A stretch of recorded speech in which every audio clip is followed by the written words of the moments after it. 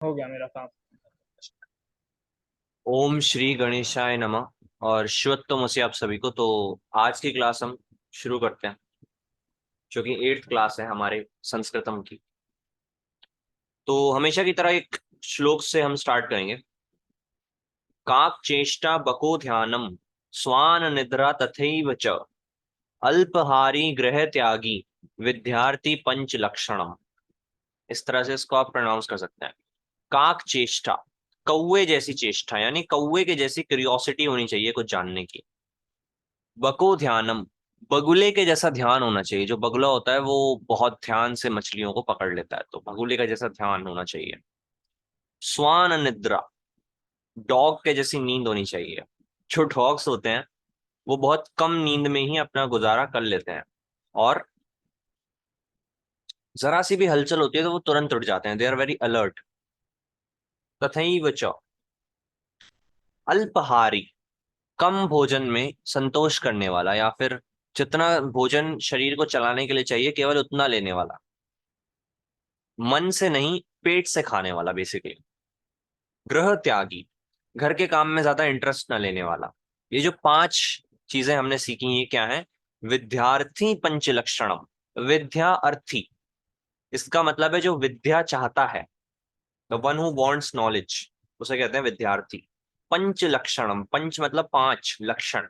तो ये विद्यार्थी के 5 लक्षण है। कौवे जैसा, जैसी क्यूरियोसिटी, बगुले जैसा ध्यान, डॉग के जैसी नींद, कम भोजन में संतोष, और घर के काम में इंटरेस्ट ना लेने वाला।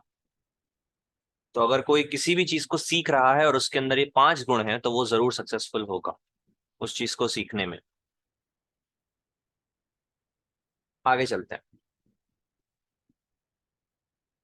तो हमने अब तक जो मैंने 5 लकार बताए थे पिछली वाली वीडियो में, उसमें से हमने अब तक 2 सीख लिए हैं। लट लकार वर्तमान काल यानी प्रेजेंट टेंस, एंड लट लट सॉरी लिट लकार, इसका मैं खुद भी सही से प्रोनाउंस नहीं कर पाता। दिस इज भविष्य काल, फ्यूचर टेंस। और आज हम सीखेंगे लंग लकार, यानी कि भूतकाल, पास्ट टेंस। पास्ट में कौन कौन सी चीजें आती हैं? उसने पढ़ाई की, वो वहां गया, तुम वहां जा रहे थे, हो गया। ये सब पास्ट में आता है जी। एग्जाम्पल दे रहा था बस। अच्छा, या तो आज हम भूतकाल को सीखेंगे, तो शुरू करते हैं। और उसके बाद हम लोट लकार और विधिलिंग लकार को भी देखेंगे। शुरू करते हैं। तो अब पहले की जो टेबल्स होती हैं उनसे थोड़ा सा डिफरेंट है ये वाली टेबल। पट धातु पहले देख लेते हैं, इसका मतलब पढ़ना होता है। अ, इसको पहले प्रोनाउंस करके मैं दिखाता हूँ। अपठत, अपठताम, अपठन, अपठः, अपठतम, अपठत, अपठम, अपठाव, अपठाम। थोड़ा सा अगर पैटर्न देखें तो पठती की जगह त आ जाता है, पठंती की जगह न आ जाता है, और ये वाले थोड़े से सिमिलर है। बाकी इसको डायरेक्ट याद करना बिना सिमिलैरिटी देखे थोड़ा ज्यादा आसान पड़ेगा मेरे ख्याल से। और इसमें भी पैटर्न है, इस पैटर्न को अगर आप याद कर लेते हो इजीली हो जाएगा। और स्टार्टिंग में आ रहा है। अब इसमें एक चीज का और ध्यान रखना, ये है, ये आ नहीं है। ये नहीं है, ये है। ये भी ध्यान से समझिएगा, क्योंकि आ से क्या होता है, उसका मीनिंग रिवर्स हो जाता है। तो अब इनका मीनिंग देख लेते हैं। अपठत का मतलब होता है उसने पढ़ा, उसने पढ़ा या उसने पढ़ा था। अपठ पठताम का मतलब होता है उन दोनों ने पढ़ा था या उन दो ने पढ़ा था। अपठन का मतलब होता है उन सब ने पढ़ा। अपठः, तुमने पढ़ा। अपठतम, तुम दो ने पढ़ा। अपठत, तुम सब ने पढ़ा। अपठम, मैंने पढ़ा। अपठाव, हम दो ने पढ़ा। अपठाम, हम सब ने पढ़ा। क्लियर हो गया यस। क्या? तो आगे चलते हैं। ये पठ धातु थी। अब इसमें पैटर्न्स को आपको खुद ही देखना होगा। आगे चलते हैं। हाँ, गच धातु बहुत ही इंपॉर्टेंट है, तो प्लीज ध्यान से करिएगा।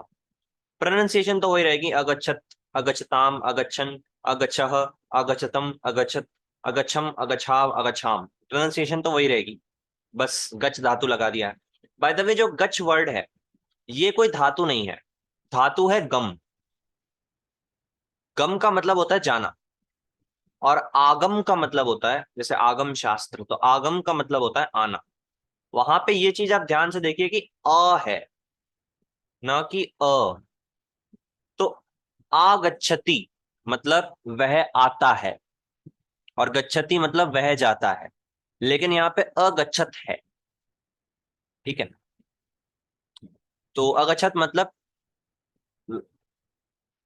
वह वह गए, या फिर वह गए थे। अगच्छताम वह दो गए, अगच्छन वह सब गए। इसका तुम गए, तुम दो गए, तुम सब गए, या तुम सब गए थे, एक ही बात है। मैं गया, हम दो गए, हम सब गए, या हम सब गए थे। तो ये इनके मीनिंग होते हैं। अब अगर हम आगम का मीनिंग बनाना चाहें, या फिर जिसको हम आगच्छत कहते हैं, उसका कैसे बनेगा पास्ट में, तो इसके लिए आपको संधि का मैं एक छोटा सा रूल समझा देता हूँ, याद रखना है, रखिए, वरना कोई प्रॉब्लम नहीं है। अगर हम अ को आ से जोड़ दें, या फिर अ को अ से ही जोड़ दें दोबारा, तो जो रिजल्ट आता है वो आता है आ। तो अगर यहां पर मैं आगच्छत कर दूं इसको, तो ये हो जाएगा वह आ गए, या वह आ गए थे, वह आ गए थे। ठीक है, इस तरह का होगा। आगे चलते हैं। भव धातु बहुत ही ज्यादा इंपॉर्टेंट धातु है। एक्चुअली इसकी जो धातु होती है वो भू होती है, भू। लेकिन इसके जितने भी रूप बनते हैं वो भव से बनते हैं, चाहे वो भविष्य काल हो, चाहे वो वर्तमान हो, चाहे वो भूत हो।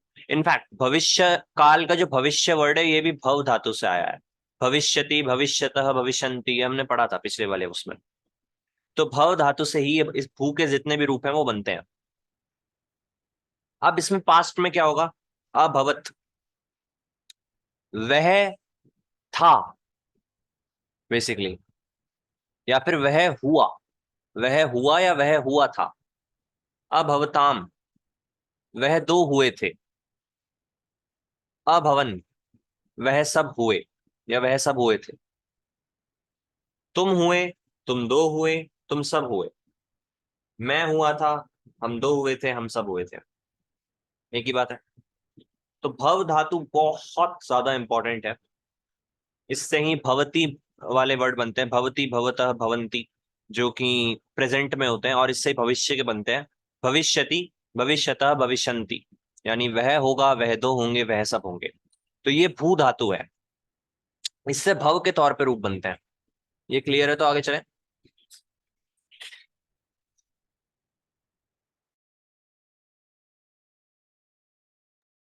ये क्लियर है? तो आगे चलें, बताइए। हाँ। ठीक है। एक धातु और देखते हैं जो कि काफी ज्यादा इंपॉर्टेंट है, नए धातु। अब नए के साथ इसका मीनिंग आपको पहले से पता होगा, हम काफी सारे लेक्चर्स में इसका मीनिंग डिस्कस कर चुके हैं। इसका मीनिंग होता है ले जाना। लेकिन नए धातु के साथ हम आन्य भी कई बार यूज करते हैं। आन्य, आन्य का मतलब होता है ले आना, उल्टा हो गया उसका। तो यहाँ पे भी वो गच्छ वाला रूल लगेगा। आन्य के पास्ट ऐसे बनेंगे, आन्यत, आन्यत, आन्यताम, ऐसे करके। अन्य, जी, अन्य का मीनिंग होता है ले आना ना। हाँ, ले आना। तो आन्यति मतलब और वह लाता है। ठीक है, तो अब इसका मतलब क्या होगा? वह ले आया, या वह ले आया था, वह दो ले आए। सॉरी, यहाँ पे न है, तो न का मतलब होता है ले जाना। तो वह ले गया, वह दो ले गए, वह सब ले गए। अब ऐसा नहीं है कि वह हमारा सब कुछ उठा के ले गए, उस सेंस में नहीं कह रहे। हम कह रहे हैं कि वो सब लोग जो थे वो ले गए, इस सेंस में कह रहे हैं। वह ले गए, तुम ले गए, तुम दो ले गए, तुम ले गए। तुम मतलब बहुत सारे लोग हो सकते हैं यहाँ पे। मैं ले गया, हम दो ले गए, हम सब ले गए। तो ये न का पास्ट फॉर्म बनता है, और प्रोनाउंसिएशन तो आप समझ गए होंगे, अन्यत, अन्यताम, अन्यन, वही वाली रहेगी। आगे चलते हैं। आई थिंक नए धातु काफी इंपॉर्टेंट है। अब एक नई धातु मैं आपसे इंट्रोड्यूस करवाने वाला हूं जिसका नाम है याच। याच का मतलब होता है किसी से कुछ मांगना। जैसे संस्कृत में आपने एक वर्ड सुना होगा याचना। याचना, किसी से कुछ मांगना। तो याच का मतलब होता है पोलाइटली किसी से कुछ मांगना। अयाचत, अयाचा, सॉरी, अयाचताम, अयाचन। मतलब इसका मतलब क्या है? उसने मांगा या उसने मांगा था, उन दोनों ने मांगा, उन सब ने मांगा। तुमने मांगा, तुम दो ने मांगा, तुम सब ने मांगा। मैंने मांगा, हम दो ने मांगा, हम सब ने मांगा, या हम सब ने मांगा था, एक ही बात है। ये क्लियर हुआ? तो आगे चलते हैं।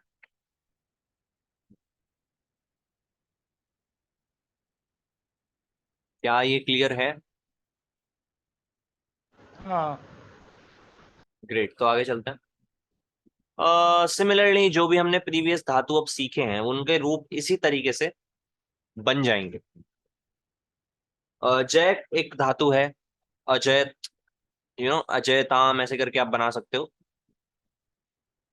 जय का मतलब होता है जीत, जीतना, टू विक्ट्री। पच का मतलब होता है पचाना, इसका भी आप इसी वे में बना सकते हो। तो जितने भी धातु हैं हमारे पास उनमें सब में बन जाएगा। तो अब हम कुछ बेसिक सेंटेंस फॉर्मेशन देखते हैं, उसके बाद हम इसी लेक्चर में कुछ हार्ड सेंटेंसेस को भी देखेंगे। हार्ड नहीं है बट थोड़े से पेचीदा है समझने के लिए। चलिए पहले यहां से स्टार्ट करते हैं। तत्र अहम न अगच्छम, मैं वहां नहीं गया, या फिर मैं वहां नहीं गया था। तत्र मतलब वहां, यत्र मतलब जहां, वहां हर जगह, बेसिकली यत्र तत्र सर्वत्र। तत्र मतलब वहां, अहम मतलब मैं, न मतलब नहीं, अगच्छम मतलब गया था या गया। वहां मैं नहीं गया, या मैं वहां नहीं गया, या मैं वहां नहीं गया था, एक ही बात है। सा फलम अभक्षत, उन्होंने, और फीमेल है यहाँ पे, ये भी ध्यान रखिएगा, उन्होंने फल खाए या खाए थे।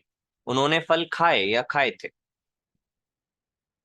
तो आप देख सकते हो कितने useful day to day life में यूज होने वाले सेंटेंसेस अब हम इजिली बना पा रहे हैं। सह फलम, सॉरी, सह पत्रम अलिखत, उसने, किसी मेल ने पत्र को लिखा या लिखा था। उसने पत्र लिखा था या उसने पत्र लिखा, एक ही बात है। नटराजः कैलाशे अनृत्यत, नटराज ने कैलाश में नृत्य किया था या नृत्य किया। यहां तक क्लियर है? हाँ, क्लियर है। कैलाशे वही आ गया यहाँ पे। सप्तमी विभक्ति एक वचन यहाँ पे कैलाशे आ गया।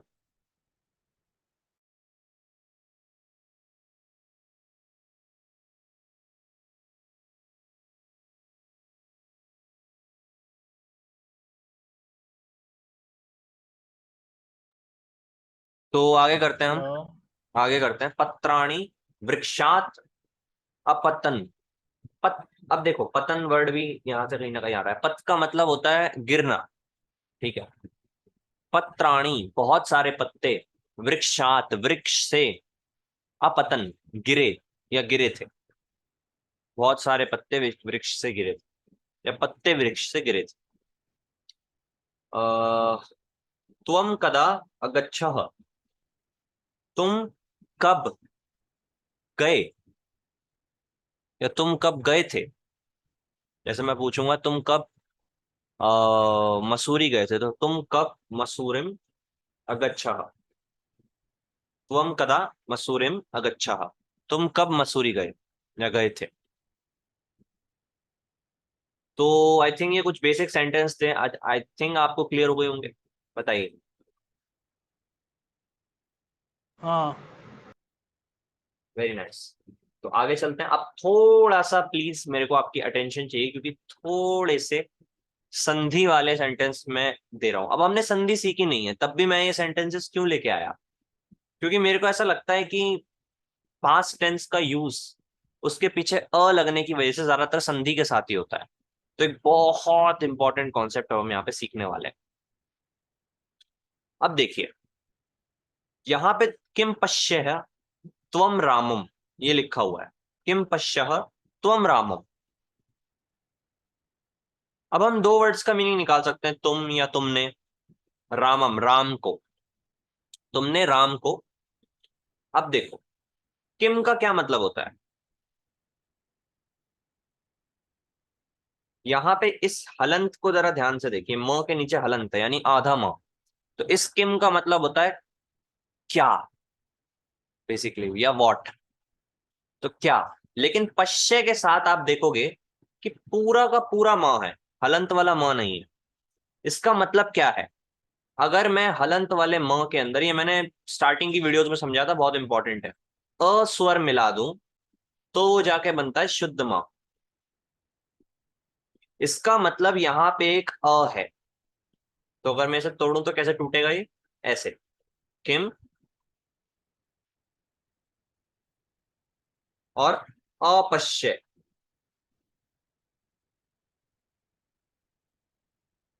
अब अपश्य तो हमें पता है, हमारे पास्ट टेंस में यूज होता है।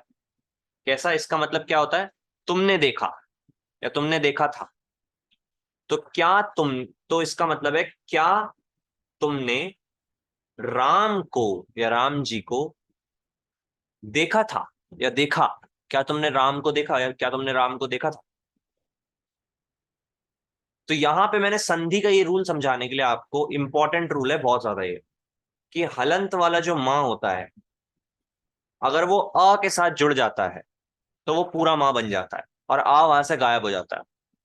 तो ऐसा लगता है कि वहां पे पश्यः लिख रहा है डायरेक्ट।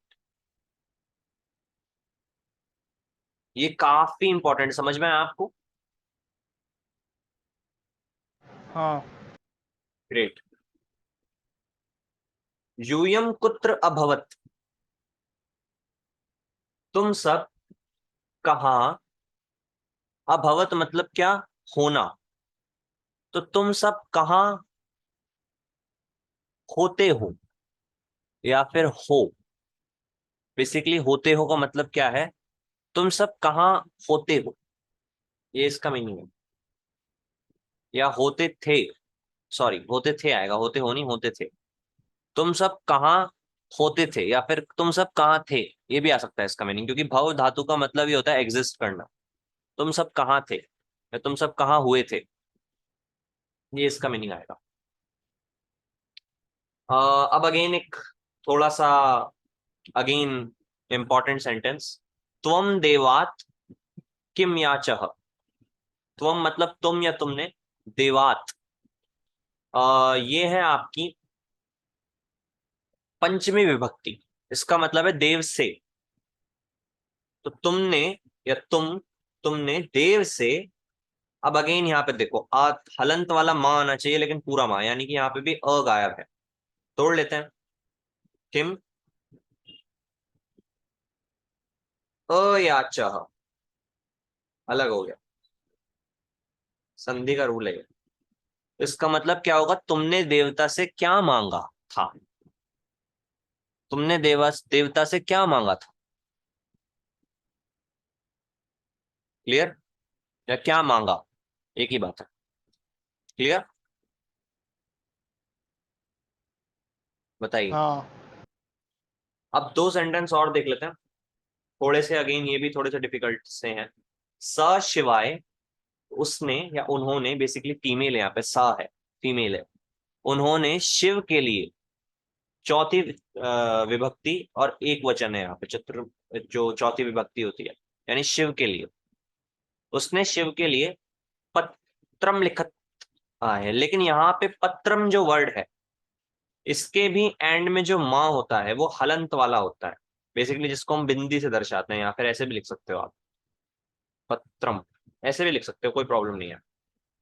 तो नीचे हलंत होता है इसके, लेकिन यहाँ पे भी हलंत नहीं है, इसका मतलब यहाँ पे भी क्या है, सेम चीज हुई है। संधि को हम यहाँ पे ब्रेक करेंगे तो इस तरह से ब्रेक होगी, पत्रम अलिखत। और अब आप इसका मीनिंग आसानी से निकाल सकते हैं। उन्होंने या उसने शिव के लिए पत्र लिखा था, या लिखा, उसने शिव के लिए पत्र लिखा। आई थिंक ये क्लियर हो गया होगा।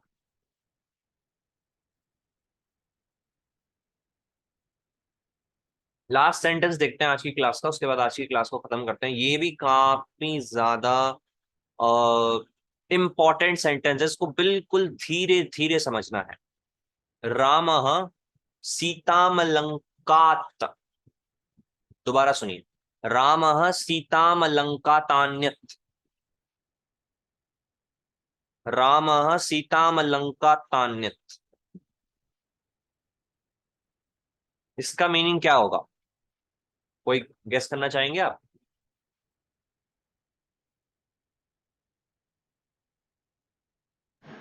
राम राम सीता मैं लंका बता देता न। हूँ, देखिए, रामः मतलब राम या राम ने, सीताम, अब जो ये वाला जो टेबल है अभी हमने सीखा नहीं है, बट मैं आपको बता देता हूँ। सीताम का मतलब होता है बेसिकली, यहाँ पे आधा माँ है, या ता के ऊपर या तो मैं बिंदी लगा दूं या फिर एक म लगा दूं, तो सीताम का मतलब होता है सीता को। लेकिन यहाँ पे आप क्या देख रहे हो, यहाँ पे वो नहीं है। तो लंका तान्यत, लंका, इसको थोड़ा ध्यान से समझिएगा। जो लंका है, लंका, अगर मैं इसके एंड में क्या है, अस्वर है, क पे क्या है, अस्वर है, अगर मैं अ के अंदर ये वाला अ मिला दूं, तो हमने आज ही एक रूल सीखा था कि वो होगा, तो एक सेकंड, क के ऊपर नहीं है, एक सेकंड रुकना जरा। हम्म, सॉरी, एक छोटी सी मिस्टेक कर दी मैंने, सॉरी इसके लिए। यहाँ पे जो लंका है ना, ये ऐसे लिखा हुआ है। अगर मैं संधि तोड़ के पहले आपको एक बार लिख के दिखाऊं, लंका त, ऐसे, जैसे यहाँ पे देवात है ना, देवात, ऐसे यहाँ पे लंकात, ठीक है, जैसे यहाँ पे देवात है वैसे यहाँ पे लंकात। अब थोड़ा सा हो सकता है ये सेंटेंस संस्कृत के ग्रामर के हिसाब से बिल्कुल गलत हो, लेकिन एज अ बिगिनर ये सेंटेंस मैंने यहाँ पे लिया हुआ है, तो हो सकता है इसमें मिस्टेक्स हो, लेकिन एज अ बिगिनर ठीक है। तो लंकात में अगर मैं अ हटा दूं, एंड वाला जो है, लंकात, ऐसे लिख दिया, प्लस क्या हो जाएगा, आ जाएगा, क्योंकि त के ऊपर हमने एक अ लगाया हुआ है, तभी तो ये ता बना है यहाँ पे। और नयत, अब नयत इसके साथ जुड़ा हुआ है, तो आन्यत हो गया। आन्यत का मतलब होता है ले आना, या फिर क्योंकि पास्ट में है तो इसका मतलब होगा ले आया, या ले आए, फॉर रिस्पेक्ट, या ले आए थे। तो राम सीता को, देवात का मतलब देव से, तो यहाँ पे लंका मतलब लंका से, तो राम सीता को लंका से ले आए, या ले आए थे, राम सीता को लंका से ले आए थे। अब आप देख सकते हो कि वर्ड्स को किस तरह से संस्कृत में संधि करके घुसाया जाता है एक दूसरे के साथ। यहाँ पे थोड़ी सी मिस्टेक्स हैं, जैसे ये वाली मिस्टेक आप देख सकते हो, यहाँ पे जो म होता है उसके साथ ये ल जो है यहाँ पे ऐसे जुड़ नहीं पाएगा, एक वर्ड नहीं बन पाएगा, लेकिन इसमें बनाया हुआ है मैंने, तो थोड़ा सा वो मेरी मिस्टेक है। और यहाँ पे जो है, यहाँ पे भी थोड़ी सी मिस्टेक है, इसको भी छोड़ दीजिए। लेकिन आई थिंक आपको ये समझ में आया होगा कि किस तरह से वर्ड्स एक दूसरे के साथ बेंड होके सेंटेंस बना होता है।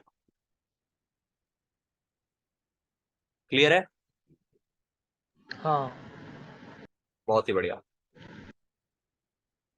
तो आज का होमवर्क देता हूं मैं आपको, जितनी भी न्यू फॉर्म्स हैं वो आपको सीखनी है, याद करनी है। संधि भले अभी आप ठीक से ना सीख पाओ, कोई प्रॉब्लम नहीं है, लेकिन बेसिक जो हमने आज पास्ट टेंस सीखा है उसको अच्छे से याद कर लेना है। उसकी जो टेबल है वो अच्छे से याद कर लेनी है। और 5 सेंटेंस आपको बना के मुझे भेज देने हैं। जो लोग यूट्यूब पे देख रहे हैं कमेंट सेक्शन में भेज दीजिए, और जो क्लास वाले हैं वो व्हाट्सएप पे भेज सकते हैं। Thank you so much.